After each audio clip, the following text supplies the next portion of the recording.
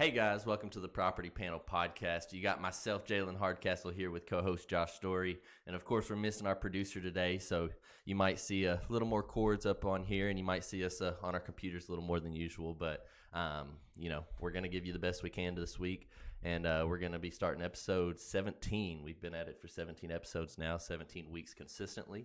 And we don't plan to stop now. Nope. But before we dive into today's topics, Josh, would you go ahead and give a thanks to our title sponsors? Yeah, I want to thank our title sponsors for today's episode. Big shout out to Collier Title Company. If you need deed prep, title work, closings, and more, they're located in Brandenburg, E-Town, and Louisville. You can call them at 270-763-6589. And then I want to give a big shout out to Chad Gooden at Supreme Lending. If you have any lending questions or if you're trying to get approved FHA, VA, conventional, and more, he's located off of North Mulberry Street in E-Town. And then for this week's sponsor, I want to thank T&J Construction. They've been in business since 2009 out of Meade County. If you need any construction work, gutters, or roofing, you can give them a call at 270-668-2806. Thank you for that, Josh. And thank you to T&J Construction as well as our title sponsors, Collier and Supreme. But if you or anyone you know would want to be a weekly, monthly, or yearly sponsor, you can give us a call at 270-422-1331. That's our office number, and you can reach any one of us there at Cedar Hill Properties.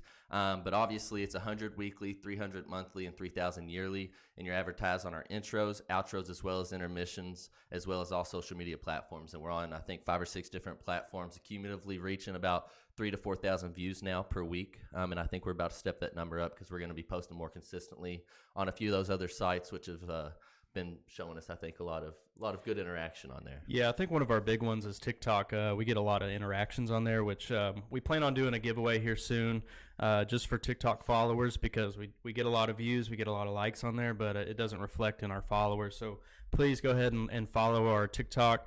You can find us on Apple Podcasts, YouTube, and Facebook. But I guess, it's time to dive into today's episode. Yep. We're going to be going over current interest rates, the NAR laws and rules, and then Nucor and how it's affected our area in the past few years.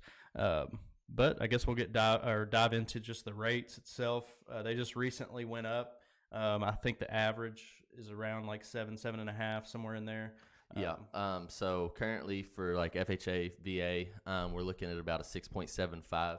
And we were at about a 6.1, 6.2 there for a little bit. Like we had mentioned previously this year, we anticipated rates to drop about 3 to 4 times this year. And then unbeknownst to our knowledge, obviously we don't know for certain what's going to happen. We just, talk with professionals in our industry and, get the best synopsis from everyone. And what it looked like is with the rates, we're going to decrease about 3 to 4 times. And a lot of people were happy about that, but I don't think they realized in turn with interest rates falling down, the prices go up. So in turn, you're going to be paying about the same monthly payment, if not more, even with those lower interest rates. But like Josh, to his point, the rates actually did go up. And I had quite a few pissed off people calling me like, hey, what happened? And even though it was only 0.5%, it was a pretty good jump, from what we've seen in the constant decline over the last year and a half.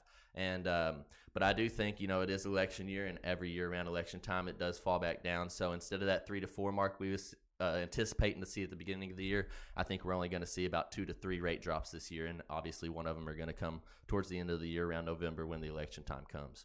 It seems like a trend every 4 years, especially even in the midterm elections, rates do drop, and that does affect the market. But do you want to go ahead and dive into real quick? We have something to show you on the interest rates itself, just for Kentucky specifically. So we'll do a screen share. And this is actually kind of cool because you can see this is our website. So we were going to do it off Google, but Josh had a great idea. Like, hey, let's show that people can literally access all these resources from our website at cedarhillteam.com. And obviously, when we just clicked on that, I should have shown you the first page, but it's nice. You can pretty much type in any property address because it's syndicated to Realtor Zillow and those MLS syndicated sites. Yeah. But obviously, when you click on Cedar Hill Properties at the top of our page, you can go to Real Estate Resources, and it's going to bring you to this page. And you can do a property alert, set yourself up on, properties that are coming available in your price range or meet the criteria you're looking for. You can also get a property valuation, so we can kind of give you a guesstimation straight from our website what we think that your property is worth. And then obviously to go in hand with our today's topic, we're going to click on that mortgage calculator. And big shout out to Josh. He set this up. He is a website wizard, if you will. And he set all this up for us. Was this kind of difficult to do? Yeah, this is probably the hardest website I've done. I've been doing it, since 2017, but definitely happy to do it. I'm glad how it turned out. But yeah, you can basically go in here and fill out all the bullet points on this. So down payment, interest rate, mortgage term, which right now that says interest rate at 5. I would put that around 7.5, depending on your credit score and your down payment.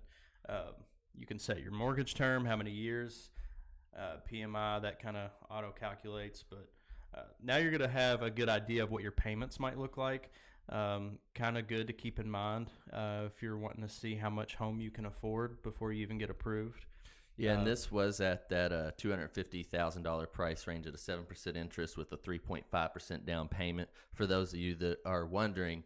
And that's about current interest rate right now, and you're looking at about a monthly payment of around $1,700. So let's go ahead and show you a little lesser interest rate at that price, at about $280,000 to show you the difference in what the interest rate versus the price will do, and then we'll kind of do vice versa as well. So we're still going to do that 3.5% interest, and then we're going to do that interest rate. Let's say 5%. It's going to be tough to get back down there, but we want to show them what the difference is at, and then we're going to do this at $280,000. Okay. And look, actually, so it does show to drop a little bit, but that's about a $200 drop for a whole 2% interest rate decline, but the price did go up $30,000. So obviously when those interest rates drop, you are going to pay a little less, so it's nice to get in at those times because obviously the prices are about to increase. So, that is the best bang for your buck. But at the same time, we always tell people a lot, I think, date the rate, marry the house. And then same thing if we were to go, that same home at $280,000 in a few years, let's see what that interest rate would be at a 7%. Oh, I think we did.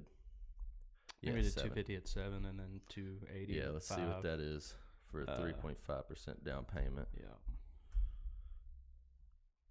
So now we're at about, so it varies about, 100 per thousand, I'd say, around about is what it looks like versus this scale. But at the same time, you're, to our point, I think that we can say is that that interest rate doesn't make as much of a difference as a lot of people think. You really make the, deal when you buy the property, and at that purchase price amount is where you're going to make your real money, not as much as the interest rate and stuff like that. So, which, as we've shown before, the prices continue to go up over time.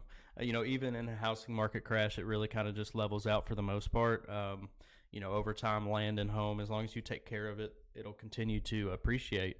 So keep that in mind if you're wanting to buy a house but scared about the interest rate.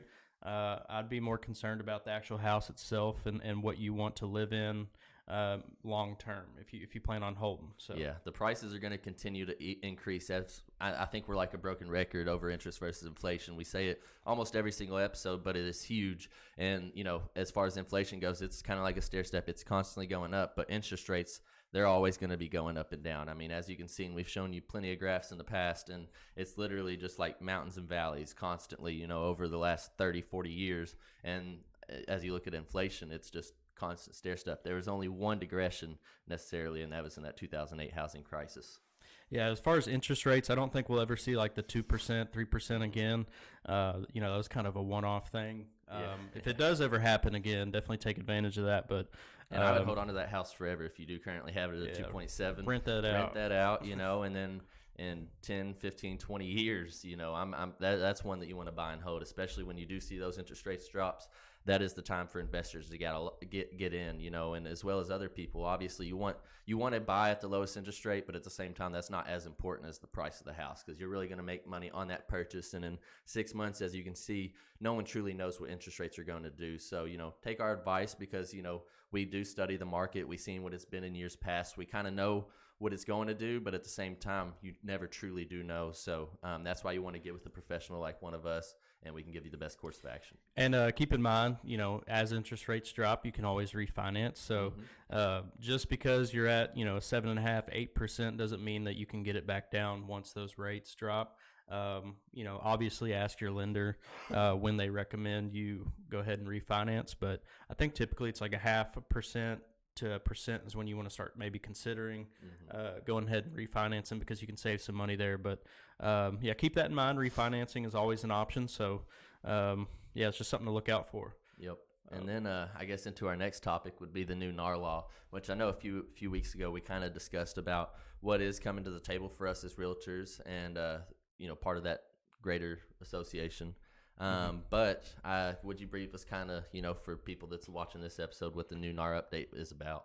Well, it just passed the preliminary hearing, and it probably won't take place or come into effect until June or July. But basically what it's telling us is I think we're no longer allowed to advertise at a certain point the commission rates on the MLS. So, and with that as well, I think it's negotiable for the seller to offer a buyer's agent commission. So really it'll be up to that selling agent whether or not they want to split. Yeah, it's going to be totally negotiable. But I know that we also talked about it in that episode, but I'm not going to change anything. I'm still going to continue splitting everything 50-50. I think that's how this industry runs. And, we work with other agents, and we don't want to be cutting anybody out of eating their slice of the pie or the cake, right, to say. And I really think that if sellers are going to be trying nickel and diamond, it's not the sellers that I want to work for, because I feel I do good business as well as everyone in this office. And I don't think that we should cut corners or cut monies to the professionals that are, doing you a service, getting your house so quickly, getting those buyers and, whatever, those inspections taking place. I know a lot of people, especially friends, that they're like, hey, I'm going to try for sale by owner. I'm like, go ahead, try it. And then, I usually get a call from them a week or two later, and they're like, man, I don't know how you do this for a full-time job, man. I've had 30, 40 people just on this one house, and I know you got 5, 10 houses you're working on at once. Like, how do you do this? And I'm like, it's my job. I grew up doing this. Luckily I have generational experience in our family and in this office to help have the resources and tools that we need to succeed here. So I think that that's why we've grown so much in the 5-year span that we've been open to be a competing brokerage in our county and surrounding counties alike, with some top name high-end brokerages. And I think too, a common misconception about this law change, a lot of people are saying that, now all of a sudden these commission rates are negotiable, but they've always been negotiable. So that's just a misconception. They've always been negotiable, and they still are after this rule change, but that's just something to keep in mind. But, like he said, I'm going to, be willing to work with the buyer agent, because I know what it's like to be a buyer agent, as I'm sure every other agent does. But, not getting paid and doing, a lot of the work on the buyer side, that's not cool, because this is how we pay our bills and I think put food on the table. I think it will weed out some of those inexperienced or lazy agents, which kind of brings us into the next topic. What do you do when you work with an inexperienced or lazy agent?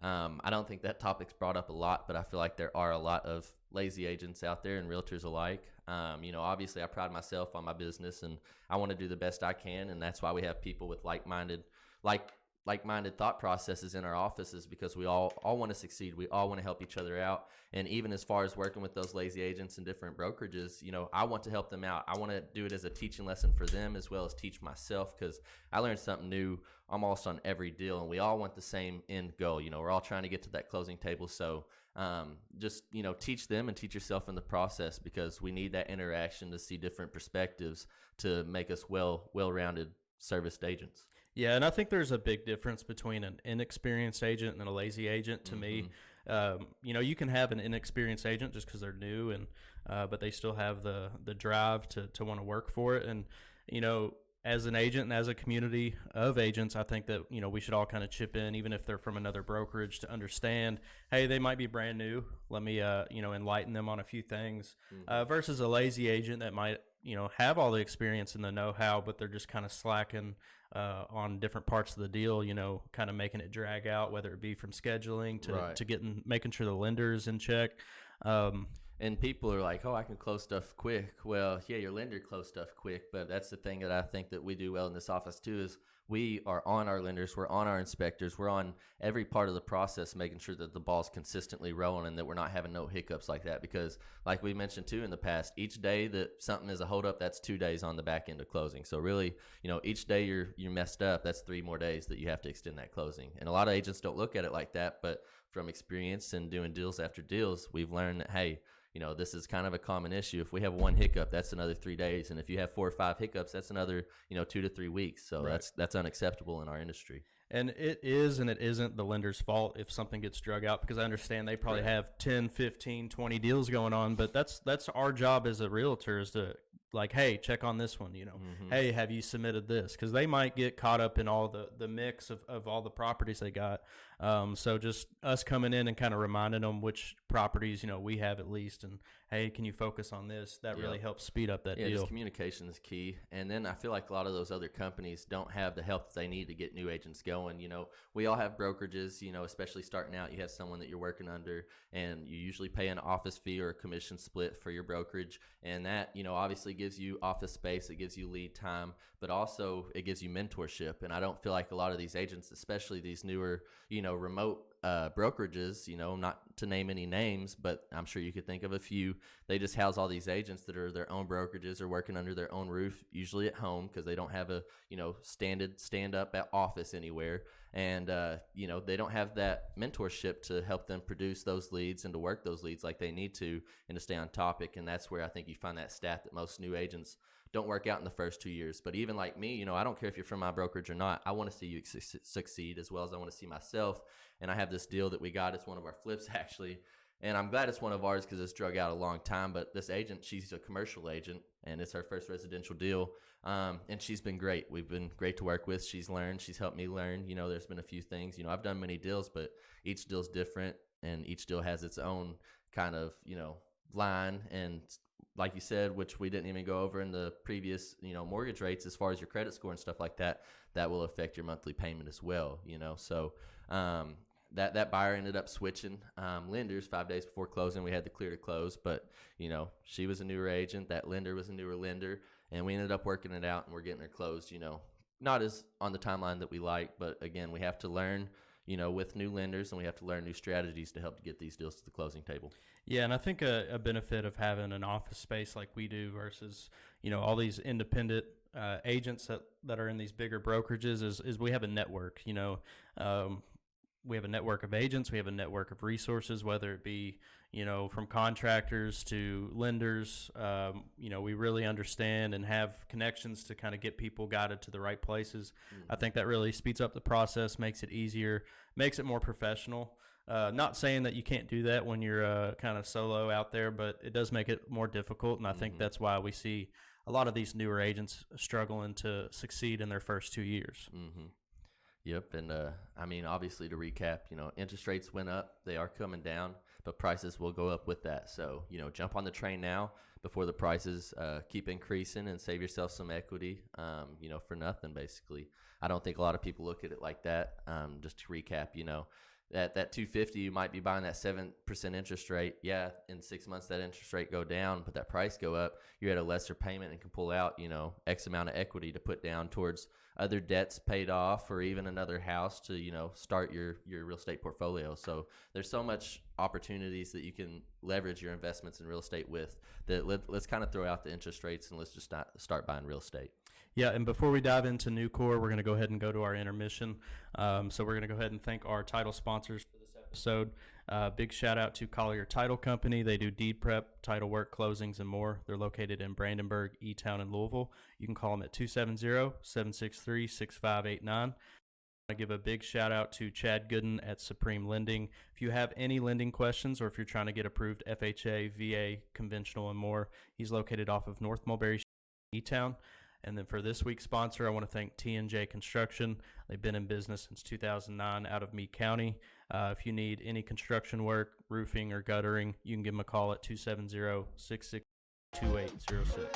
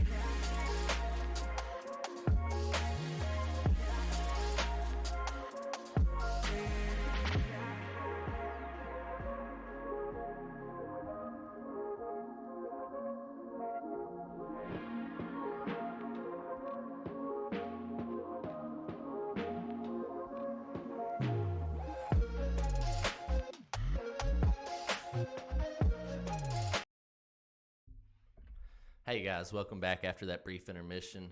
Obviously, thank you for sticking with the Property Panel podcast. You got myself, Jalen Hardcastle, here with co-host Josh Story. And before we left you during that brief intermission, we went over the interest rates, what the heck are they doing, as well as the NAR update and working with new agents. But as far as local news, we want to kind of bring up Nucor, just because obviously you say that and everyone's got something to say about it in our area. But basically, what is Nucor, Josh? I know it's a steel mill, but tell people the good information of this property. Well, I know they're one of the biggest, if not the biggest, at least this local plant is the biggest steel manufacturing plant in the country. And Nucor is one of the biggest steel manufacturers in the United States as well. But, here alone, they've created over 440 jobs. And the average compensation there is about $72,000 per year. So that really brought in a lot of income and boosted our economy. I think as well, it's going to bring more businesses in general, just because it's bringing more people, it's bringing more income to the area. So we'll see, smaller businesses start to pop up if they already haven't. And some of those positions that are included, equipment operators, production specialists, safety and environmental technicians, engineers, and office support staff. And I'm sure there's more. And I got some of this information from lanereport.com if you want to read into it more. They have a great article on Nucor.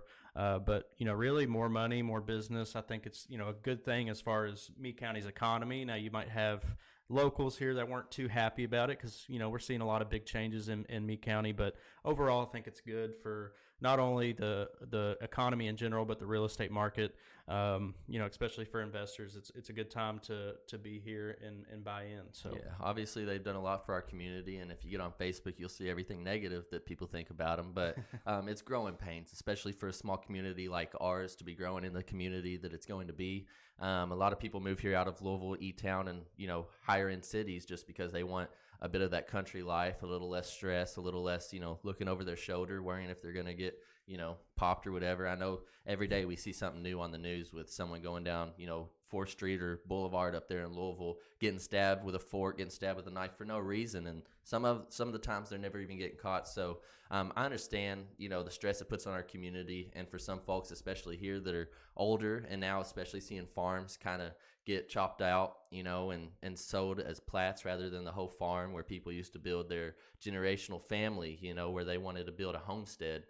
So it's definitely growing pains, I like to think of it. But I think it's for the better. Like you said, we're bringing more business to the community. The supply and demand in our community is crazy. And even during the highs and lows of the real estate crisis, I feel like our area was, pretty steady because, like you said, we had almost 500 jobs that were coming in immediately. And then each day there's more and more processes of the plant that are being developed and more jobs coming in. There's still, I know right in the height of, COVID in 21, 22, we was having, 2 or 3 people a month come into our office, which I'm sure likewise with other offices buying homes just strictly through Nucor because they were paying for these people properties. But still to this day, we got 1 or 2 people a month that are coming and saying, hey, I'm from Nucor. I'm ready to buy a house. So it's really helping our area. It's helping our industry as a real estate market, like you said, and especially for investors to have that influx of people coming in. And I just seen recently that we're actually introducing a 5-star gas station into our community. So I'm sure my stepdad will be happy about that. He hates driving to Thornton's over in Louisville to get his coffee. But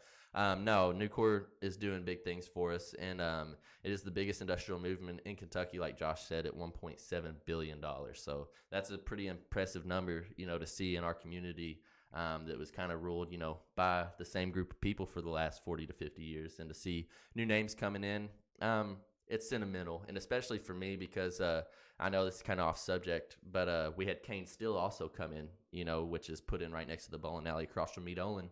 And I grew up bowling at that bowling alley with my dad, with my brother, with my stepmom, doing leagues and growing, close relationship with the Lynn family. Me and my mom actually were thinking about purchasing the bowling alley a few years back before they sold it to the current owners, which is Kane Steel that actually bought the bowling alley as well. And it didn't work out. I wish we could have bought it, especially now seeing how the bowling alley is gone. I seen they had a note on the door, had a birthday party scheduled for last Saturday.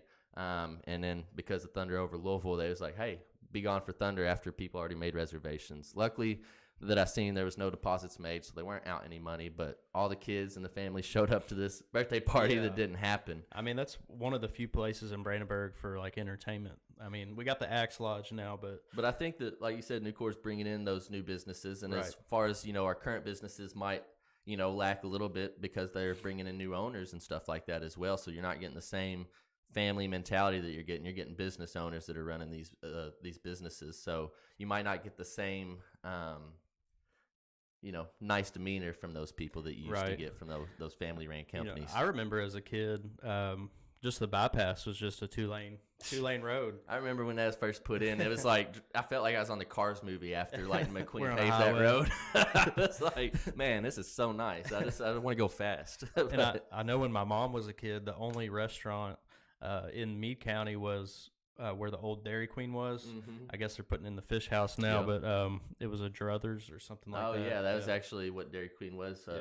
Started out as was Druthers. And I know a lot about Dairy Queen because here recently I got a client that's been looking to purchase a Dairy Queen. So if you have a Dairy Queen in Kentucky or Indiana, he's approved for a few $1 million. I know that them things are, a hot commodity right now, and they're making a lot of money. So if you or anyone has a Dairy Queen that's potentially for sale, please send it my way, and I'll give you a little piece of the pie. Is he interested in any other fast food? No, he's looking at Dairy Queens and gas stations. Okay. He owns quite a few gas stations, but I guess he's trying to make that move into the Dairy Queen. And after the few, I've actually called, there's 247 in Kentucky, and actually it used to be Druthers, but now 14 Whole Foods is actually coming and buying up all the Dairy Queens. And so out Whole of Foods? 14 Foods is what it's called. Oh. But out of the 247, they already own like 136, and they're literally trying to buy them.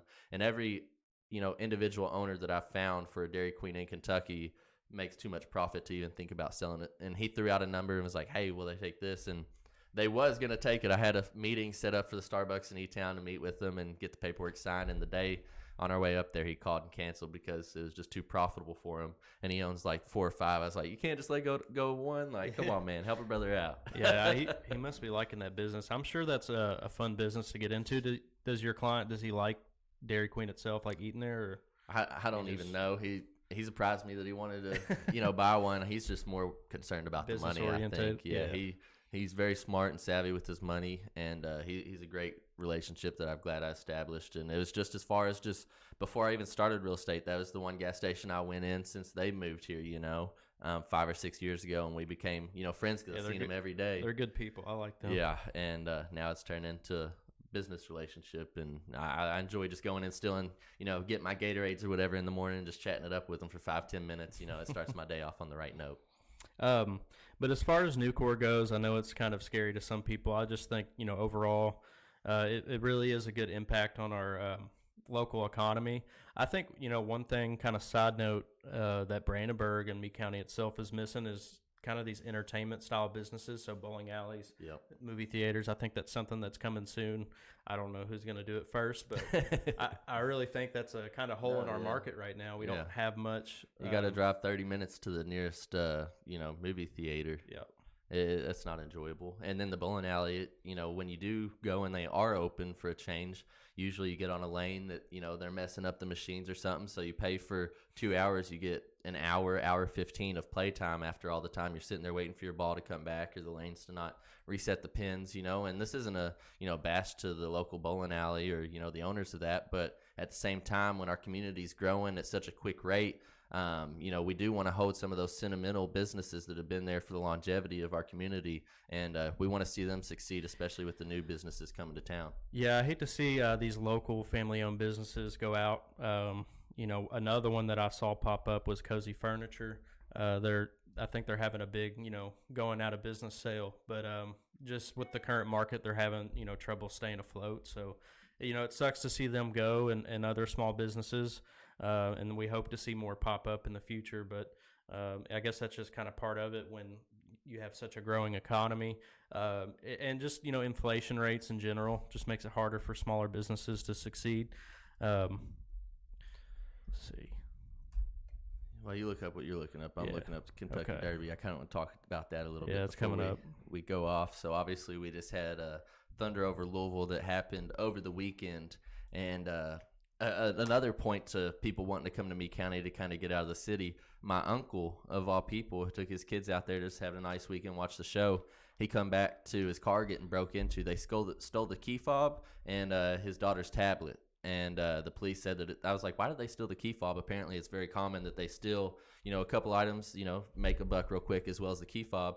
And if it's still there later on that night or in the morning, they'll come and actually steal the car as well. So he got lucky that they weren't staying overnight, and that he could luckily call a Thunder keysmith. Yeah, at Thunder, just parked on the side of a street, and someone broke in, stole all their stuff. So that was unfortunate, but I'm glad that they're all safe.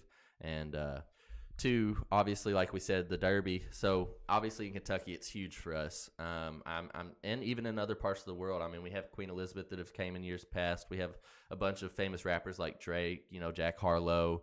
Even Lil Wayne's been there a few times, one of my favorites. But this is, the biggest event for a 2-minute race. It's pretty crazy. But obviously in about 8 days, next Saturday, we're having the Kentucky Derby. And let's see who's actually lining up. How do we do that? I don't know. Screen share. I want to see my beautiful face so I figure out what I'm doing. Let's see. Kentucky Derby. Odds, maybe Oaks odds. No, Oaks Derby. There we are. Kentucky Derby horses. There you go. Let's see. And now we'll transfer to you guys. Let's see. So we got the Kentucky Derby. It's the 105th Kentucky Derby. And right now, here's our horses that we have currently in the running. Obviously, every year, some of these get picked a couple days before, so hopefully your horse isn't the one that gets picked to get pulled. But I always like to kind of go with the underdog. Obviously, I want to make the most money, but, I spend about the same amount on a bet, whether it's the best horse or the worst, so you might as well bet on the worst. Yeah, I'm so bad at betting on horses. And honestly, I always go number 8 just because that's my favorite. I usually go off an even number or just a name that I like. And actually, I'm going to go with Honor Marie because the deal that I've had is on 55 Marie Lane that has been the literally thorn in my side. Product. Let's read these names. Come on.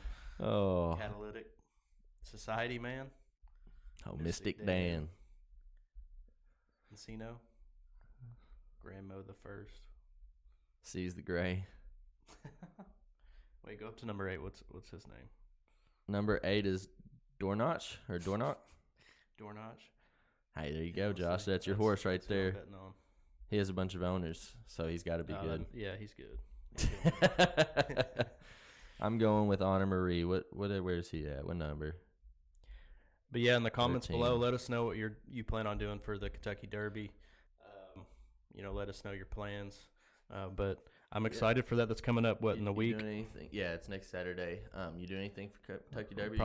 Probably hanging out with you. Yeah, that's what I figured. We usually have a big shindig at my mom's house, which no one's invited. But as we talk about it on our podcast, now everyone still comes that's not invited. So we like to just hang out, have a few beers, cook some good food, grill out, and just watch some awesome horse racing. We all come together as a community for these 2 minutes, and we turn that 2 minutes into a whole day experience, and actually a 2-week experience, because not only do we have the Thunder over Louisville, which kind of kicks it off the Derby for us, where they have the air show, the night show with the fireworks and everything like that, as well as vendors and everything set up. But then they do balloon races, they do hat festivals where you got to have the best hat, and they got Thurby. I've been to Thurby once or twice, and that was actually a really great experience. Been to Oaks. I haven't actually been to the actual Derby. I feel like that'd be cool, but I feel like it's probably overcrowded. I really enjoyed the Derby. Which it was crowded, but they had this sweet deal. I forget what package it was called, but it was like $200, all drinks, food included, and you get right there on the track. So literally, there was no one in front of us right on the track, and we could just go. So they have races? Oh yeah, they have races Thursday, Friday, Saturday for sure, and they probably have a couple more throughout the week. But I know Thursday is when it gets serious. People are getting there and getting down, ready for that horse race. And 2 days before, it's like a event of twos. 2 minutes, 2 weeks it starts. 2 days before the racing starts, and then you got 2 minutes of history that's made, each and every year. I think the only horse race I've been to was up in Keeneland in Lexington. Mm-hmm. That was a pretty cool experience. Yeah, Aaron used to live there. Really? Mm-hmm. Teague? Yeah. I didn't know that. Yeah, when he worked for Crane One back in the day before I got you. he did his concrete company, he worked over there. He lived in Richmond, and he used to go to Keeneland quite a bit. He likes betting on horses. But I had my brother go bet because I just wasn't there at the time. I went to go to the bathroom or something. But I said, put it on number 8. And he ended up just putting it on a different horse because he thought it had better odds. And then number 8 ended up winning. I was like, damn. I would have been so mad. I would have been like, you owe me for that. You owe me my bet back.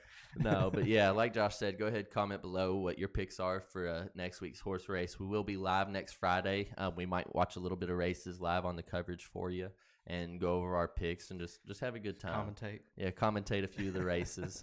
We're going to switch it up. It's kind of a lax 2 weeks in Kentucky here during the Derby, so we're going to continue that tradition, maybe sip on some bourbon, have a few beers, grill out, and then just enjoy time with family.